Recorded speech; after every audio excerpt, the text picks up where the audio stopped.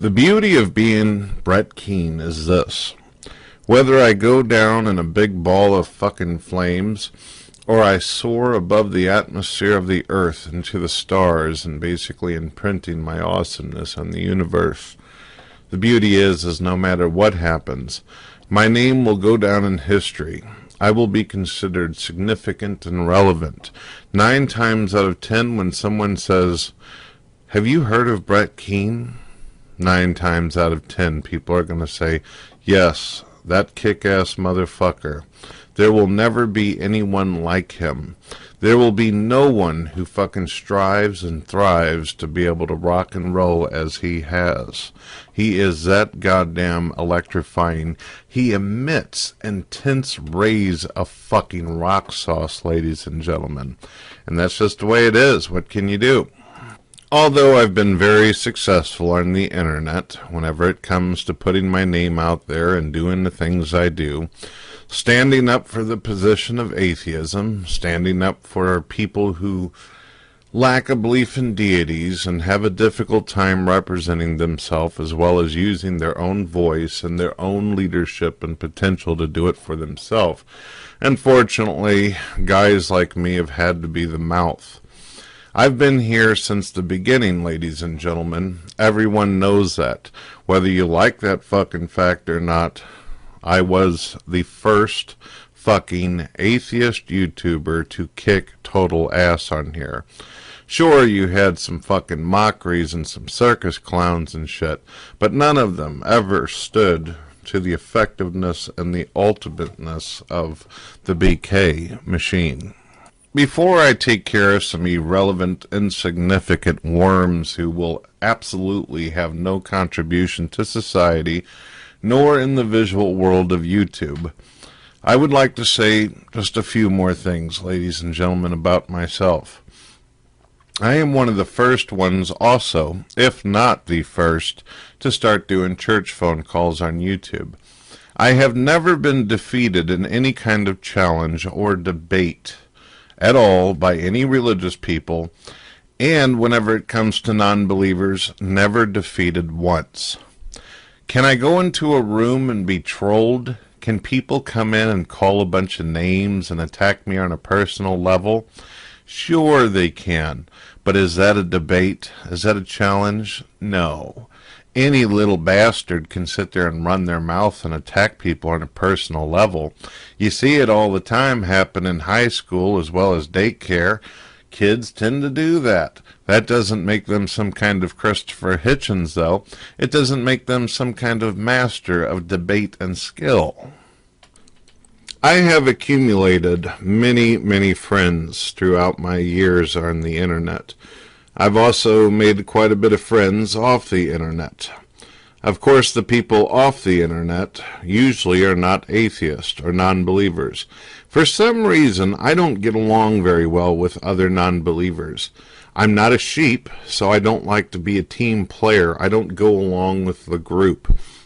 And that has caused me to have quite a few enemies in the non-believer foxholes, the bracket, because they want people to wash their balls. But I won't do that, because I am too fucking epic for that type of nonsense.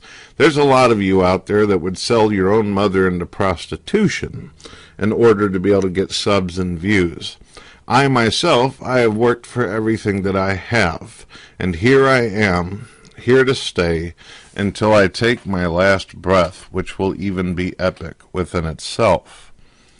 I have discovered long ago that there are many people who are jealous and envious of my talents and my skills. They get jealous because they wish they could be like me. They wish they could be like Mike. They wish they could soar through the air and be able to dunk like the maniac motherfucker that I am. But they can't. They can't rock and roll like me because they just don't have the fucking mojo, ladies and gentlemen. And I've noticed that there are some people out there who do not like me, who disrespect me, who do not realize the epicness and the divine nature of my being. So let me go ahead and tell you a little bit about these insignificant worms and why it is that I'm convinced they like to yank on my pole. One of the biggest contributors to the nonsense and hate that is directed towards Brett Keane, which of course would be me, Mr. Awesome Sauce the Boss, is a guy who has a fucking tattoo or birthmark the size of Florida on the side of his face. This guy has shown over and over that he couldn't get laid in a fucking morgue if the corpses were nailed down. And then he's got this buddy who looks like a fucking permed caveman, a Cro-Magnon who runs his mouth about how fat everybody is. But this guy is so fucking big that whenever he turns on his side to fart, the earth itself comes off of its goddamn axis. How can he possibly make fat jokes? And speaking of him, there is a man out there who is so fucking fat, so fucking stupid, yet he calls people Blubber Queen, when he himself sits in his mother's basement reading fucking comic books and feeding his goddamn face with the cheapest cookies of all mankind, and if he were to fall down and break his ass on the pavement, he would drown in his own fucking gravy. How dare he speak to me in the way that he has? I have another guy who has a Rob Zombie haircut and has a fucking face like the Wicked Witch of the West. We're not in Kansas anymore, fuckstick. Get a comb. The other small worm percentage out there that has issue with me is so intimidated by my electrifying divine nature that they won't even show their faces when dealing with me. You will notice that most of the jackasses who run their mouth or talk some shit are too afraid to even show themselves on cam. I simply terrify them. To them, to stare at me eye to eye would be like looking into the face of Yahweh himself. Their hair would turn white, their eyes would roll back in their head, they would fall to their knees and beckon me so. That is the way it is, ladies and gentlemen. 90% of these people who run their mouth and talk all the shit they do are too afraid to even show themselves. And the other ones who show themselves, you almost have to pray and wish that they never would have. Because you can tell by the way they look and the way they talk that they're in no kind of relationship, that they spend all their fucking time making videos about someone who is great and fantastic, which of course would be me.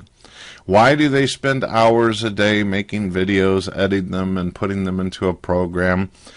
And why is it that their mother even taught them in the first place how to turn the power on the computer? Maybe it was because she was sick of them, got tired of them, and wanted to give them something else to do besides annoy the shit out of her.